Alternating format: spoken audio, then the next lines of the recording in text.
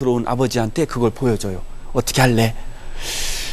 그 평소에 장화의 행실을 아버지가 알고 있었으니까 원래 사리 그 판단을 잘 하시는 분 같으면 어떻게 해야 되죠? 정말로 얘가 이런 일이 있었는지 따져봐야 돼요. 그렇죠? 하지만 아버지는 그런 걸 따지지 않아요. 어제까지만 해도 손잡고 아버지와 딸로서 정을 나누던 그 딸이었는데 그런 일이 벌어지자 더 이상 묻지 않습니다. 묻지도 따지지도 않고 그 아들에게 살인 명령을 내립니다. 데리고 가서 연못에 빠뜨려 죽여버려라 라는 것이죠. 이 명분 앞에서 딸들도 그렇고 아버지도 그렇고 그 자식들도 그렇고 그 누구도 저항할 수 없어요. 그렇죠? 여성에게 낙태의 명분을 씌우는 것은 그것이 진실이냐 아니냐 이런 건 아무런 상관도 없어요.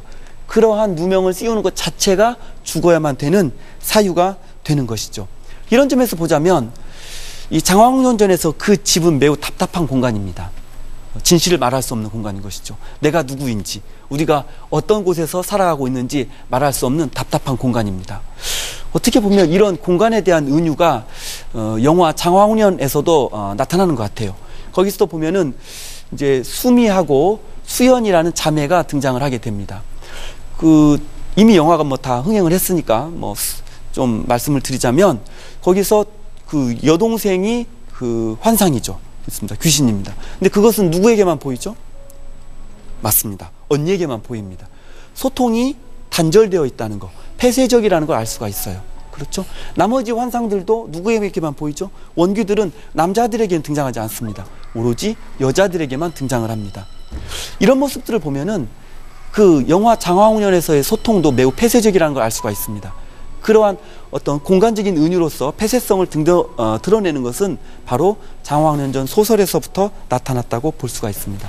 어쨌든 그런 까닭으로 그 답답한 현실을 드러내기 위해서 원귀는 등장을 하고 이것을 아버지가 아니라 원님에게 말을 하게 됩니다. 왜 하필이면 사건에 아버지가 해결할 수도 있었을 텐데 왜 하필이면 원님에게 나타났을까요? 이것은 그러한 문제의 궁극적인 원인이 아버지 개인에게 있는 게 아니고 공론화된 문제, 즉 가부장제에 있다는 것을 직감적으로 느끼기 때문이겠죠. 그래서 원님에게 나타나서 사건을 이야기하고 해결을 해 나가는 것이었습니다.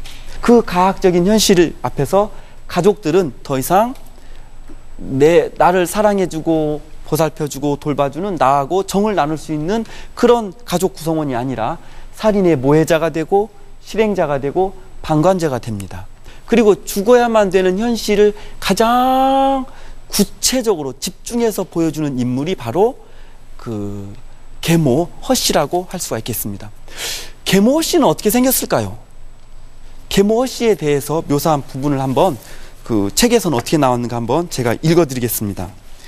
좌수 비록 망처의 유언을 생각하나 즉 죽은 아내의 유언을 생각하나 후사를 안히 돌아보지 못할지라 이제 두루 혼처를 구하되 원하는 자가 없음에 부득이 허씨를 취하니 그 용모를 말하자면 두 뺨은 한자가 넘고 눈은 퉁망울 같고 코는 질병 같고 입은 메기 아가리요 머리털은 돼지털 같고 키는 장승 같고 소리는 승냥이 목소리요 허리는 두 아르면 되는데 그 중에 곰배팔이고 수종 다리에 쌍언청이를 겸하였고 그 주둥이를 썰면 10사발이나 되고 집에서 두기가 한때라도 어려웠으나 그것도 계집이라고 그달로부터 태기가 있어서 삼형제를 낳았다 이렇게 되어 있습니다.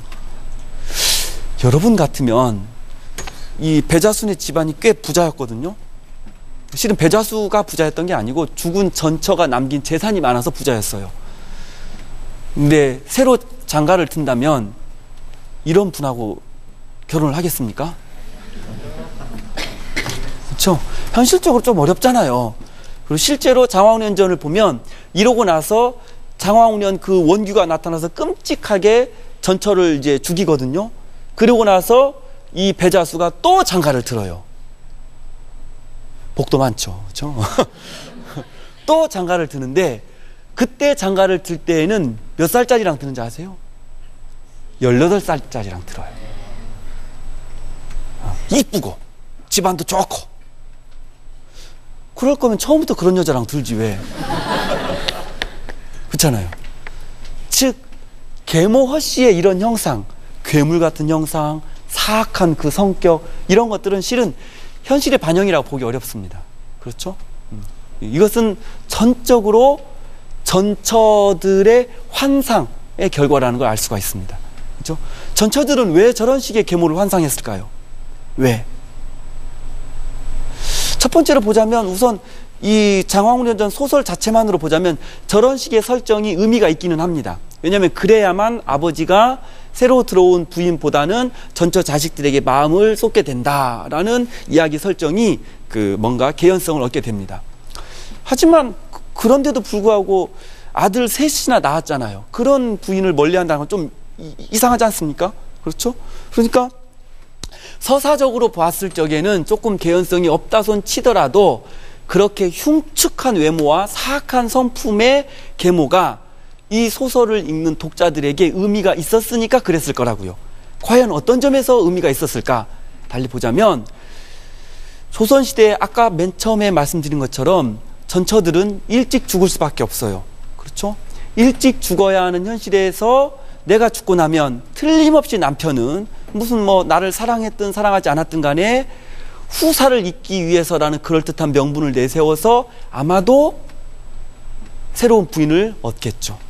새로운 부인을 얻고 나면 분명히 오늘날 같은 사회에서 우리 자식들을 구박을 할 수도 있겠다라는 공포에 짓눌리게 됩니다. 그 공포와 질투심은 소설에서만큼이라도 어떻게 후처를 못생기고 사악하게 만들어야만 했던 것이죠. 정말로 조선시대의 후처들이 아니면 오늘날에도 두 번째, 세 번째로 결혼하시는 가정의 그 어머님, 부인들이 정말로 성품이 사악할까요? 전혀 그렇지 않습니다. 그렇죠? 오히려 더 어머니 없는 자식으로 자랄까봐 더 마음을 쏟는 분들이 더 많습니다. 하지만 장화홍련전에서는 그렇지 않아요. 거꾸로 더 사악하게 만듭니다. 왜? 그래야만 어머니로서 자식을 모함하고 죽여야만 하는 현실, 아버지로서 딸에게 씌워진 누명을 알면서도 죽여야만 하는 야만적인 현실이 주는 공포를 견딜 수가 있으니까.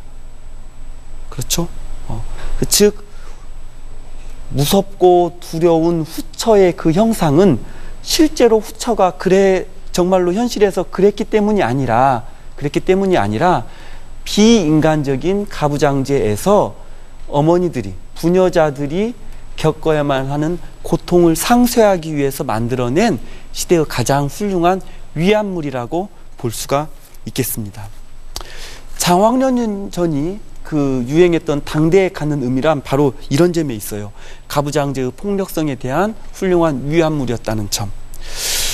오늘날 우리가 그 장화홍련전을 다시 읽게 되면 오늘날에는 그런 식의 환상은 있지 않기 때문에 조금 다른 면에서 장화홍련전을 볼 수도 있을 것만 같습니다. 오늘날에도 우리는 환상을 통해서 내가 처한 고통, 내가 처한 모순된 현실을 잊어버리고 위로받고자 하는 경향이 많이 있는 것 같습니다. 텔레비전에서 보면 신데렐라 컴플렉스를 이끌어내는 드라마들이 많이 있죠. 그렇죠? 재벌 2세하고 결혼을 하고 그렇습니다. 그렇죠? 지하철에서 빨리 출근하려고 탁 어깨가 부딪혔는데 알고 봤더니 그게 첫 출근하는 그 회사의 실장님. 알고 봤더니 그 실장님은 회장님의 아들. 그런데 남모르는 뭐가 있죠? 그렇습니다. 출생의 비밀이 있습니다. 그 출생의 비밀을 이 실장님은 누구한테만 고백하고 슬퍼하죠? 그렇습니다. 박스 나르는 아르바이트생 여자 주인공에게만 말을 합니다. 그렇죠? 그런 신데렐라 컴플렉스로 꽉 찬 드라마가 인기를 끌고 있습니다. 여러분들은 그것이 환상이라는 거 다 아시죠? 그렇죠? 거기에서 뭐가 환상이라고 생각하세요? 뭐가? 그 실장님이 박스 나르는 나를 사랑해 주는 거? 사랑해 주는 거? 제가 봤을 때는 그러니까 그건 차라리 좋은 것 같아요. 왜냐하면 사랑해 주는 거라고 하게 되면